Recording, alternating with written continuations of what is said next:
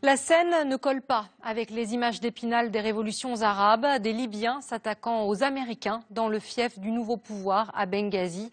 Certains expliquent cette colère dévastatrice par un film qui aurait offensé la communauté musulmane. D'autres y voient une offensive délibérée des radicaux islamistes. Olivier Poncelet.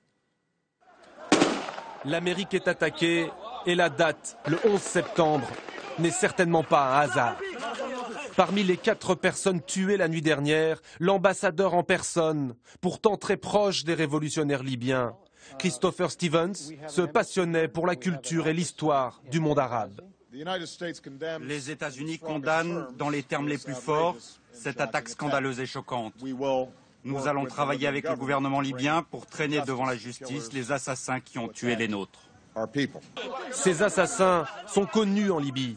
Le groupe Ansar al-Sharia, ultra-minoritaire, tente d'y relancer le conflit de civilisation avec l'Occident, prêt pour cela à saisir n'importe quel prétexte. Cette fois-ci, c'était ce film, produit en Amérique par un Israélien qui se moque du prophète. Un film très amateur, distribué nulle part, mais qui a mis le feu aux poudres. Le prophète Mohammed n'est pas Oussama Ben Laden, donc ne rendez pas notre peuple en colère, parce que nos gens vont être poussés à tuer, à se battre. Voilà ce qui va se passer. C'est exactement le scénario dont rêvent les membres d'Ansar al-Sharia, présents également au Yémen, ou encore en Tunisie comme ici, où ils appelaient à détruire des œuvres d'art blasphématoires selon eux.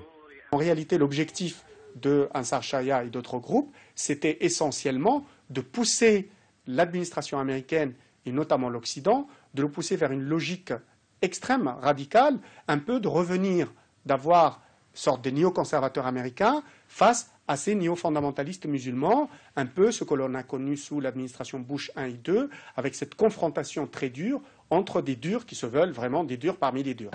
Mais les musulmans modérés et les démocrates libyens ne s'y sont pas trompés. Ce soir, ils manifestent à Benghazi pour dire leur rejet des fondamentalistes et de leur violence. L'attaque s'est produite un 11 septembre, date symbolique s'il en est, en pleine campagne présidentielle américaine. Barack Obama et Hillary Clinton ont réagi. Maryse Burgo se trouve d'ailleurs devant le département d'État américain.